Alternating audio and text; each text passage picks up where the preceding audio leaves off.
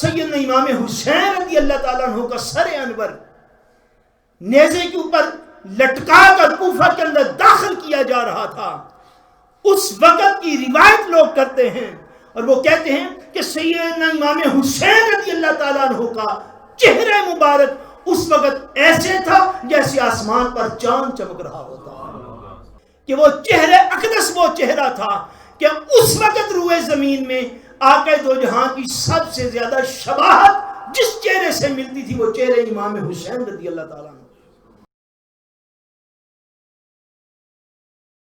حضرت سیدنا امام حسین رضی اللہ تعالیٰ عنہ جب کربلا کے میدان میں شہید کر دیے گئے، ظالم کا ظلم اپنے اختتام کو اس دن کا پہنچا، تو جتنے بھی یہ کوفی اور یزیدی لشکر تھا انہوں نے کربلا کے میدان میں بڑے جشن منائے، انہوں نے آپ کی شہادت کو اپنی فتح سمجھا، شادیانے بجائے خوشیوں کے اظہار کیے، اور بعض روایات کے مطابق حضرت امام حسین رضی اللہ تعالیٰ عنہ کی شہادت کے بعد ان ظالموں نے اہل بیت اطہار کے خیموں کو بھی لوٹ لیا، جو کچھ ان سے ہو سکتا تھا انہوں نے کیا۔ 10 محرم الحرام کو عمر بن سعد اور شمر، یہ جو دونوں یزیدی افواج کے سربراہ تھے کربلا کے میدان میں، ان ظالموں نے کیا کیا کہ حضرت سیدنا امام حسین رضی اللہ تعالیٰ عنہ کے ساتھ جو آپ کے اہم رفقا تھے اور اہل بیت نبوت کے جتنے بھی افراد شہداء تھے، ان میں سے زیادہ تر کے سر انور جو تھے ان کے جسم سے جدا کر دی۔ یہ کربلا کی وہ داستان ہے۔ اللہ اکبر۔ اور 10 محرم شام سے پہلے ان ظالموں نے وہ سر انور نیزوں سے تلواروں سے اتار کے تو بغیر سروں کے مبارک جسم جو ہیں وہ کربلا کے میدان میں رہنے دیے، اور سر اتار کے ان ظالموں نے کوفہ میں عبید اللہ ابن زیاد جو گورنر کوفہ تھا اس کی طرف بیچ دیے۔ ان کے جتنے لوگ واصل جہنم ہوئے تھے کربلا کے میدان میں، امام پاک کو شہید کرنے کے بعد ان سب کو ان ظالموں نے اکٹھا کر کے ان کے جنازے بھی پڑھے، ان کو دفن بھی کیا، مگر اہل بیت نبوت کے اور آپ کے خاص رفقا کے مبارک سر اتارے، مگر ان کے اجسام بے گور و کفن کربلا کے میدان میں پڑے رہنے دیے۔ نہ تو ان ظالموں کو ان کے مبارک اجسام پر ہی جنازہ پڑھنے کی توفیق ہوئی، جنازہ پڑھنے والے ہوتے تو تلواریں نکال کے تھوڑا پڑھتے۔ جب سر انور اتار کے بھیج دیے گئے، اہل بیت نبوت نے وہ رات جو ہے خاندان نبوت نے 10 اور 11 محرم کی رات وہ کربلا کے میدان میں گزاری۔ عمر بن سعد نے کچھ فوجیوں کو کوفہ کی طرف بھیج دیا، خود وہ بھی رات وہیں پر رہا۔ دوسرا دن جب 11 محرم کا دن آیا تو اس نے خاندان نبوت کو بطور قیدیوں کے جو تھا وہ کربلا کے میدان سے کوفہ کی طرف جو ہے وہ جانے کا حکم دیا۔ اب وہ جو قافلہ تھا اس قافلے میں تھا کون؟ اس قافلے میں سیدہ خاتون جنت کی بیٹی اور امام حسین کی بہن سیدہ زینب رضی اللہ تعالیٰ عنہ، اس قافلے میں امام پاک رضی اللہ تعالیٰ عنہ کی مبارک ازواج تھیں، اس قافلے میں ایک مرد واحد حضرت سیدنا امام زین العابدین تھے، حضرت سیدنا امام حسین رضی اللہ تعالیٰ عنہ کی پیاری بیٹی 7 سال کی 8 سال کی حضرت سیدہ سکینہ رضی اللہ تعالیٰ عنہ تھی، اہل بیت نبوت کا بچا کھچا یہ قافلہ، اور ساتھ چند آپ کی خادمائیں عورتیں جو تھی خاندان نبوت کی جو گھر میں کام کاج کرنے والی ساتھی وہ کچھ عورتیں تھیں۔ اللہ اکبر۔ یہ داستان میں کن الفاظ سے بیان کروں، آپ بھی وہ احساس و جذبات رکھتے ہیں اور ہر مسلمان جو ہے اپنے سینے میں وہ جذبات رکھتا ہے، اس کیفیت کو کوئی بندہ زبان سے کس طرح بیان کرے گا کہ جب 11 محرم کو اہل بیت رسول کا قافلہ کربلا کے میدان سے چلا نا، تو اہل بیت رسول کی عورتوں کی آہیں اور سسکیاں بلند ہوئیں جب ان کے شہیدوں کے پاس سے گزارا گیا۔ بے گور و کفن لاشیں اور مبارک ساتھ جو تھے وہ جسموں پر موجود نہ تھے۔ اس حالت میں دیکھ کے صبر کا دامن جو ہے وہ پکڑے رکھنا اور صبر پر برقرار رہنا، یہ خاندان نبوت کا حوصلہ تھا۔ ایک روایت آتی ہے کہ حضرت سیدہ سکینہ رضی اللہ تعالی عنہ جب چلنے لگا قافلہ وہاں سے، تو آپ نے جہاں پہ شہداء پڑے ہوئے تھے کربلا کے میدان میں، اس میں سیدنا امام حسین رضی اللہ تعالیٰ عنہ کے بغیر سر کے جسم اقدس کو پہچانا، اور 7 سال کی آپ کی عمر طیب تھی۔ حضرت سیدہ سکینہ رضی اللہ تعالیٰ عنہ جو ہیں حضرت امام حسین رضی اللہ تعالیٰ عنہ کے جسم پاک کے ساتھ لپٹ گئی، اور ابا ابا اور باپ باپ کہتے ہوئے جسم پاک کو پہچان لیا تو لپٹ گئی ساتھ۔ آپ روتی تھیں، آہ و زاری بلند ہوتی تھیں، سارے لوگ منع کرنے پہ تھے، بس 6 7 8 سال کا بچہ کیا سمجھے۔ آپ نے پہچانا تو امام پاک کے جسم کے ساتھ لپٹ گئی اور بڑی بلند آواز سے روئیں، حتیٰ کہ تاریخ کربلا یہ کہتی ہے کہ آپ کو زبردستی جدا کیا گیا۔ آپ امام پاک کو چھوڑتی نہ تھیں کہ میں آپ کے بغیر ایک لمحہ بھی زندہ نہیں رہ پاؤں گی، میں آپ کے پاس رہتی ہوں۔ آپ روتی، آہوزاری کرتی، گریہ زاری کرتی رہی، حتیٰ کہ زبردستی اہل قافلہ نے آپ کو حضرت امام حسین رضی اللہ تعالیٰ عنہ کے جسم پاک سے جدا کیا۔ وہ کیفیت الفاظ میں کیسے بیان ہو سکتی ہے کہ ایک بیٹی اپنے باپ کے بغیر سر انور کے جسم کے پاس سے گزرے، اور خالی باپ تھوڑے تھے، بھائی وہاں پر پڑے ہوئے، کسی کا بھائی ہے تو کسی کا بھتیجا ہے، کسی کا بھتیجا ہے تو کسی کا بھانجا ہے، کسی کا بھائی ہے تو کسی کا شوہر ہے۔ اس کیفیت کے ساتھ خاندان نبوت کو ان اجسام سے گزر کے تو آگے جانا پڑا، نہ تو زمین پھٹی نہ آسمان گرا۔ ایک صبر کے وہ پہاڑ تھے جو آقا دو جہاں کی تعلیمات کا نمونہ بنے ہوئے تھے، مگر اس ظلم کو آنکھوں سے دیکھنا یہ اور ہے، اور 1400 سال بعد بیٹھ کے بیان کرنا سننا اور ہے۔ کتنی تکلیف کے اندر اہل بیت نبوت کی مبارک عورتیں وہاں سے گزری ہوں گی، وہ مقدس خواتین کتنی تکلیف اور اذیت سے اس میدان سے گزر کے کوفہ کی طرف گئی ہوں گی۔ 11 محرم کو یہاں سے قافلہ جو تھا وہ روانہ ہو گیا کوفہ کی طرف۔ 12 محرم کو اگلے دن ساتھ ایک بستی تھی غازریہ کی، اس میں بنو اسد قبیلہ رہتا تھا۔ ان کو جب پتہ چلا کہ کربلا کا میدان خالی ہو گیا ہے اور وہ ظالم اسی طرح جو ہے وہ بے گور و کفن لاشیں اور اجسام وہاں پہ چھوڑ گئے ہیں، اس قبیلے کے لوگوں کو 12 محرم کو آگے تیسرے دن آگے دوسرے دن یہ توفیق ہوئی کہ وہ جب یزیدی افواج وہاں سے چلی گئی تو وہ کربلا کے میدان میں آئے، اور انہوں نے وہ مبارک اجسام جو ہیں کربلا کی زمین میں ان کو دفن کیا اور نماز جنازہ پڑھے۔ اور حضرت سیدنا امام علی اکبر رضی اللہ تعالیٰ عنہ کو، حضرت سیدنا امام علی اصغر رضی اللہ تعالیٰ عنہ کو ایک روایت میں آتے ہیں ان کو قریب قریب انہوں نے دفن کیا۔ امام پاک کا جسم اقدس الگ جو انہوں نے دفنایا، اور بقیہ جتنے بھی آپ کے قریبی احباب تھے سوائے ایک جو ہے وہ آتی ہے روایت کہ شہدائے کربلا میں حضرت سیدنا حر رضی اللہ تعالیٰ عنہ وہ شہید تھے کہ جن کو ان کے اہل قبیلہ جو ہیں وہ وہاں سے لے کر گئے، 3-4 کلومیٹر دور ان کا کوئی گاؤں تھا، تو ان کے قبیلہ کے لوگ آئے تو ان کے مبارک جسم کو وہاں سے لے گئے۔ بقیہ سارے شہداء کو اسی مقام پر جو تھا قبیلہ غازریہ کے لوگوں نے، بنو اسد کے لوگوں نے آ کے وہاں پہ 12 محرم الحرام کو انہوں نے وہاں پہ آگے دفن کیا۔ حضرت امام پاک رضی اللہ تعالیٰ عنہ کا سر انور،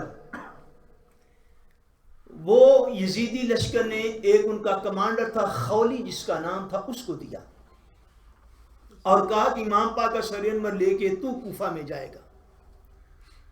خولی جو ہے اس کا اپنا گھر جو ہے یہ کوفہ سے کوئی 1 کوس تھوڑا پہلے 1.5 میل پہلے اس کا اپنا گھر تھا۔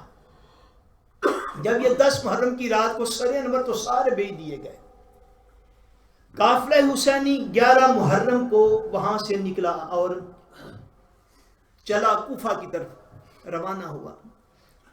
اب جب یہ 10 محرم کو نکل گئے تھے وہاں سے لے کر، خولی جو تھا بجائے اس کے کہ شہر میں جاتا، کوفہ میں جاتا، رات دیر ہو گئی تو اس نے یہ خیال کیا کہ میں ایک رات اپنے گھر قیام کر لیتا ہوں، رک جاتا ہوں، تو اس کے بعد جو ہے وہ میں دوسرے دن اٹھا کے تو عبید اللہ بن زیاد کے پاس جو ہے وہ لے کے جاؤں گا۔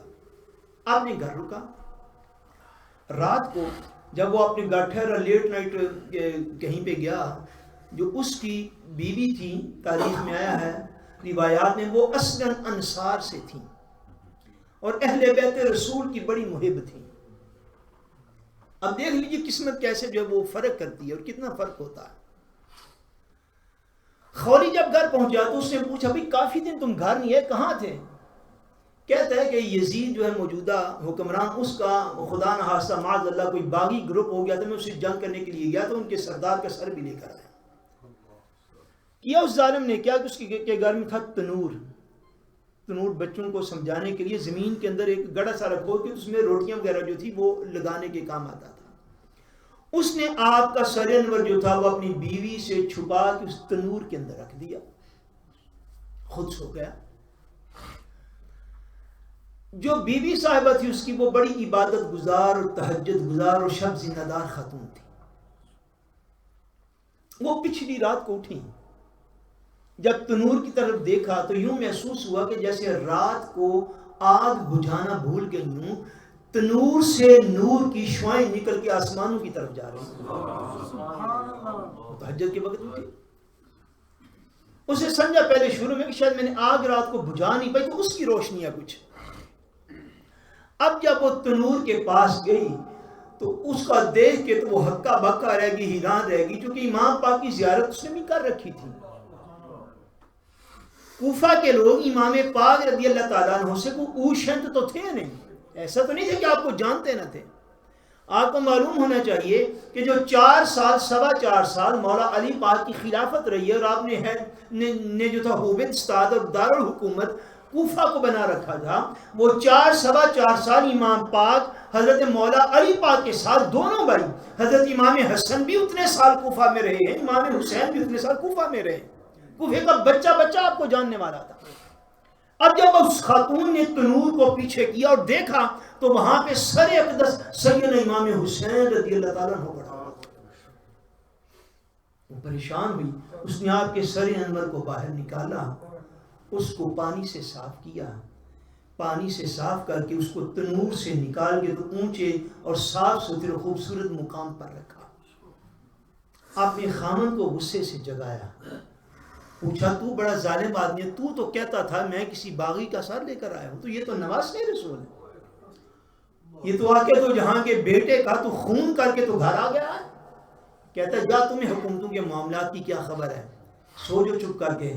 اس نے کہا نہیں، ایک روایت یوں بھی آئی ہے کہ اس عورت نے اسی وقت خولی کا گھر چھوڑ دیا اور اس کے بعد اس کا کائنات میں کسی کو پتہ نہیں چل سکا کہاں گئی اور کہاں جا کے اس کا وصال ہو گیا۔ اس نے کہا تو نبی کے نواسے کا وفادار نہیں، میں تیرے حرم میں کیسے رہ سکتی ہوں؟ تو حضور کے ساتھ ان اتنی بے وفائی کی، کلمہ بھی پڑھتے ہو اور ان کے نواسے کے گلے کے اوپر خنجر چلا کے ان کا سر انور بھی گلیوں میں گھماتے پھرتے ہو، اتنے ظالم۔ اس نے کہا آج کے بعد میرا تیرا معاملہ ختم ہے، تو اس گھر میں رہے گا اور میں کائنات میں جہاں میرے مالک نے رکھا میں وہاں جا کے رہ لوں گی۔ یہ عجیب نظام ہے، بعض اوقات میں خیال کرتا ہوں اور سوچا کرتا ہوں کہ یہ کیسا قدرت کا عجیب سارا نظام ہے۔ بظاہر آپ دیکھیے نا، ایک گھر میں نمازی بھی رہ رہا ہے، ایک گھر میں بے نماز بھی رہ رہا ہے، ایک گھر میں جھوٹ بولنے والا بھی رہ رہا ہے، ایک گھر میں سچ بولنے والا، دونوں ایک ہی۔ یہ دنیا ہے نا دنیا۔ اب یہاں پر مجرم نیک صالح ایک ہی گھر میں ایک ہی چھت کے تلے رہتے ہیں، مگر قیامت والے دن ایسا نہیں ہوگا۔ اللہ فرماتے ہیں کہ ہم قیامت والے دن اعلان کریں گے بھائی مجرم ایک طرف ہو جاؤ، نیکوکار ایک طرف ہو جاؤ۔ بعض اوقات جنتی اور دوزخی ایک ہی گھر کے اندر رہ رہے ہوتے ہیں۔ جب اس عورت کو یقین ہو گیا کہ یہ نواسہ رسول ہیں، وہ ہر چیز چھوڑ چھاڑ کے گھر سے باہر چلی گئی اور یہ رستہ دے دیا کہ جب انتہا ہو جائے اس وقت گھر بھی نہیں دیکھا کرتے، اس وقت ایمان کو بچا لیا کرتے۔ سیدنا امام حسین رضی اللہ تعالیٰ عنہ کا سر انور جو ہے، یہ دوسرے روز عبید اللہ بن زیاد کے پاس سارے شہداء کے ساتھ جو ہے وہ پیش کیے گئے۔ ادھر سے امام پاک کا قافلہ کربلا کے میدان سے چلا کوفہ کی طرف آنے کے لیے۔ 14 محرم الحرام کے قریب قافلہ حسینی جو ہے یہ کربلا سے کوفہ میں جا پہنچا، خاندان نبوت کا قافلہ 11 کو چلے، 14 کے قریب جو تھے یہ کوفہ میں پہنچے۔ مشکات شریف کی ایک حدیث پاک ہے، جب کربلا میں سیدنا امام حسین رضی اللہ تعالیٰ عنہ کی شہادت ہوئی تو حضرت عبداللہ ابن عباس رضی اللہ تعالیٰ عنہما آپ ارشاد فرماتے میں عین اسی دن 10 محرم الحرام کو میں دوپہر کو اپنے گھر میں سویا ہوا تھا، میں نے خواب میں آقا دو جہاں صلی اللہ علیہ وسلم کی زیارت کی۔ فرماتے میں نے اس حال میں دیکھا کہ حضور پاک کے جو بال مبارک ہیں، مبارک زلفیں ہیں، داڑھی مبارک کے بال ہیں، ان کو میں نے غبار آلود دیکھا، مٹی میں دیکھا، اس کے اوپر مٹی پڑی ہوئی ہے۔ فرماتے ہیں سارے مبارک کے بالوں کی طرف میں نے توجہ کی، ان کو میں نے اس حالت میں دیکھا کہ جیسا پریشان حال حضور کے بال مبارک ہے، حضور کے سر مبارک میں داڑھی مبارک کے بالوں کے اوپر مٹی پڑی ہوئی ہے۔ اور فرماتے ہیں ساتھ میں نے کیا دیکھا، میں نے دیکھا اغبرا بیدہی قارورۃ فیہا دمن۔ فرماتے میں نے حضور پاک کو دیکھا کہ حضور پاک کے ہاتھ میں ایک فلاسکے شیشی ہے، اور وہ شیشی جو وہ ساری خون سے بھری ہوئی ہے۔ فرماتے یہ میں نے خواب دیکھا۔ فقلت بأبی انت وأمی یا رسول اللہ ما ھذا، کہتے میں نے عرض کی حضور، میں نے ہاتھ جوڑے حضور یہ کیا ہے؟ آپ کا یہ حال مبارک کے بال مبارک میں بھی مٹی اور ریت ہے، داڑھی مبارک پر مٹی اور ریت لگی ہوئی ہے، یا رسول اللہ یہ کیا حال ہے؟ آپ کے دستے مبارک کے اندر ایک شیشی اور فلاسک ہے، باٹل ہے، اس کے اندر جو ہے وہ خون سے ساری بھری ہوئی ہے۔ فرماتے ہیں میرے آقا نے مجھے خواب میں ارشاد فرمایا ھذا دم الحسین و اصحابہ ولم ازل التقطہ منذ اليوم۔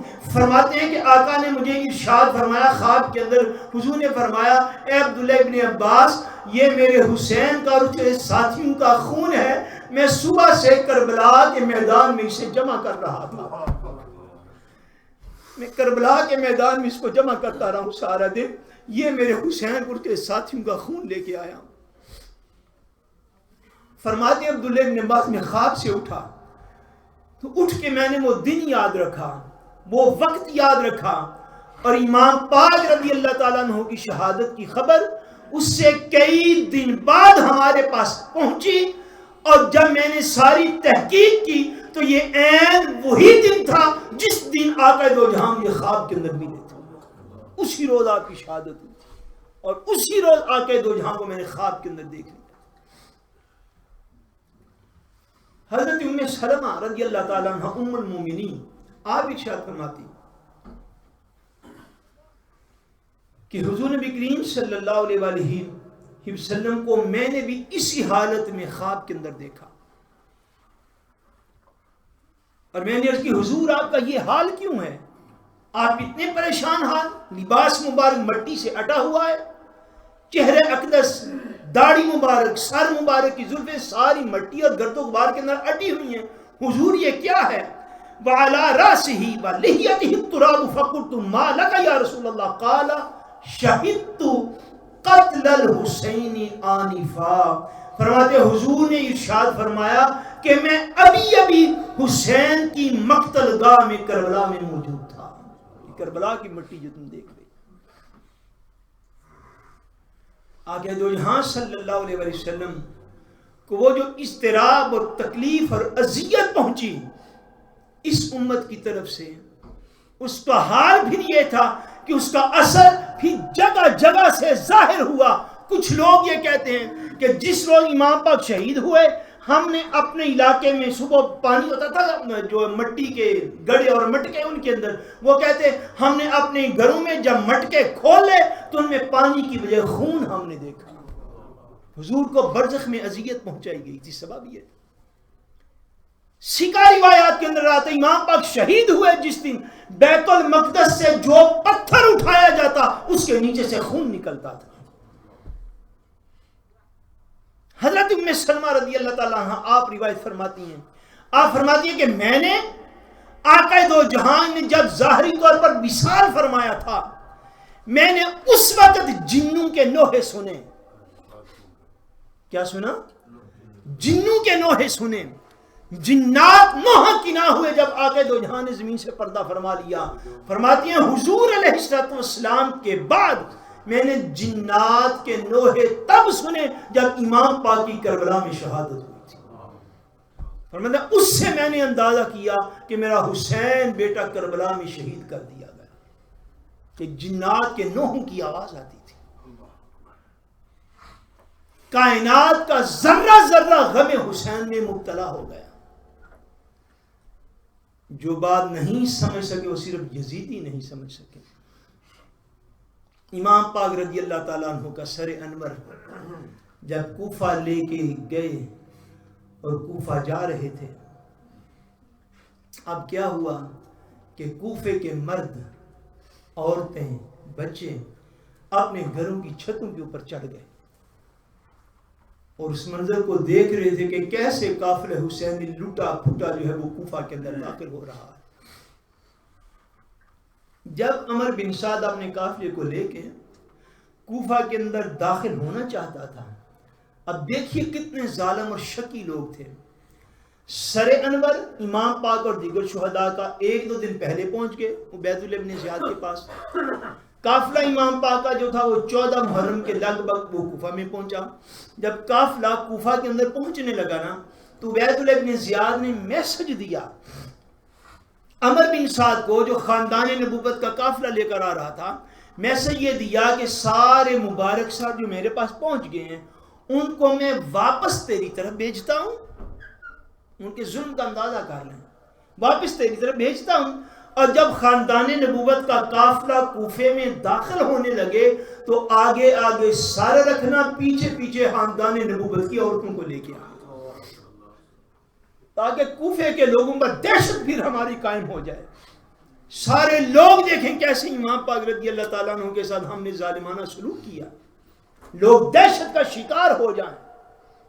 پھر اس نے اپنے گورنر ہاؤس سے سارے شہداء کے سر واپس بھیجے اور کوفہ میں انٹری کے وقت اہل بیت رسول کی مقدس خواتین کو پھر وہ دکھ پہنچایا کہ سارے مبارک سر ان کے آگے آگے تھے اور اہل بیت نبوت کی مقدس عورتوں کا قافلہ ان کے پیچھے پیچھے چلایا گیا۔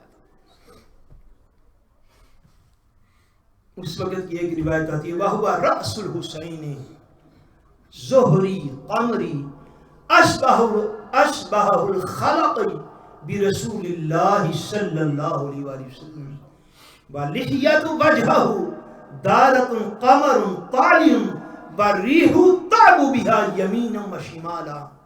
کہتے ہیں کہ جب آقا سیدنا امام حسین رضی اللہ تعالیٰ عنہ کا سر انور نیزے کے اوپر لٹکا کر کوفہ کے اندر داخل کیا جا رہا تھا، اس وقت کی روایت لوگ کرتے ہیں اور وہ کہتے ہیں کہ سیدنا امام حسین رضی اللہ تعالیٰ عنہ کا چہرہ مبارک اس وقت ایسے تھا جیسے آسمان پر چاند چمک رہا ہوتا۔